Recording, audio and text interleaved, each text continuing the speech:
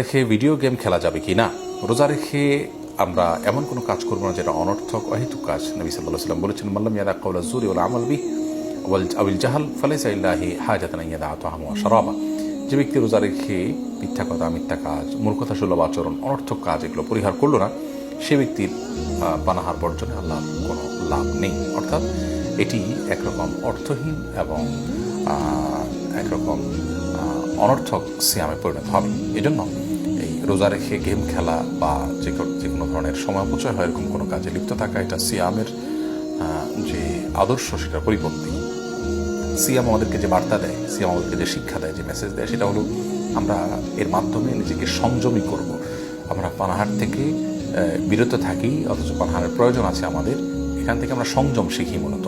ঠিক একইভাবে video games খেলতে ইচ্ছা করছে, আবার করার সুযোগও আছে, তারপর আমরা করব না, কারণ সফল ইমানদারের বৈশিষ্ট্য হলো ওয়াল্লাযীনা হুম আনিল লাগwi মুরিদুন, তারা অনর্থক অহেতুক কাজ থেকে বিরত থাকেন। বিধায় এখানে সংযমের পরিচয় আমাকে দিতে হবে। সিয়ামের উদ্দেশ্যই সেটা।